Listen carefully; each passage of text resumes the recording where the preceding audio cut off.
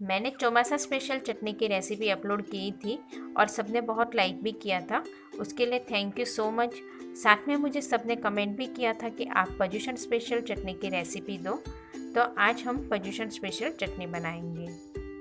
अगर आपको मेरी रेसिपी पसंद आए तो चैनल को सब्सक्राइब करिए और साथ ही बेल आइकन पे ज़रूर क्लिक करिए। उससे मेरी वीडियोस के नोटिफिकेशन सबसे पहले आपको मिलेंगे।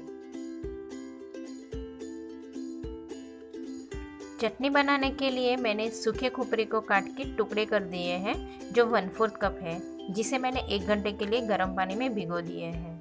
5 से 6 सूखी कश्मीरी लाल मिर्च ली है, उसे भी 1 घंटे के लिए गर्म पानी में भिगो दी है। 2 टेबलस्पून दालिया लिया है। आप चाहे तो दालिया की जगह 1 टेबलस्पून चना दाल भी ले सकते हैं। 1 टेबलस्पून उड़द दाल, आधी टीस्पून हींग, 1 टीस्पून धनिया जीरा पाउडर, थोड़ी सी इमली को पानी में बॉईल करके 1 घंटे उसे भी भीगने देंगे। बाद में उसका पल्प निकाल के चटनी के लिए यूज़ करेंगे। और आधी टीस्पून नमक लिया है। अब तड़के वाले छोटे पैन में 1 टीस्पून ऑयल डाल के ऑयल को गर्म होने देंगे।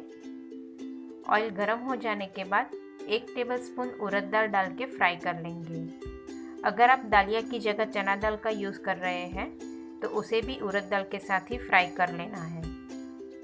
अब उड़द दाल फ्राई हो जाए तब आधी टीस्पून हींग डाल के मिक्स करके गैस बंद कर देंगे।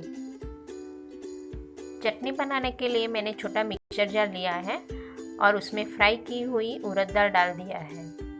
अब 2 टेबलस्पून दालिया, भिगोई हुई सूखी कश्मीरी लाल मिर्च, भिगाया हुआ सूखा खोपरे के टुकड़े, आधी टीस्पून नमक, 1 टीस्पून धनिया जीरा पाउडर और 1 टेबलस्पून जितना इमली का पल्प डाल के ढक्कन बंद कर देंगे। पहले बिना पानी ही क्रश करेंगे। अब थोड़ा क्रश करने के बाद चम्मच से थोड़ा मिक्स कर लेंगे। अब 1/4 कप पानी डाल के वापस क्रश करेंगे। एक साथ में पानी नहीं डालना है, थोड़ा थोड़ा करके पानी डालेंगे।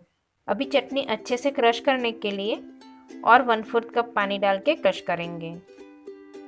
फिर बाद में चेक करके इसी तरह और 1/4 कप पानी डाल के क्रश करना है। अभी चटनी बन के तैयार है।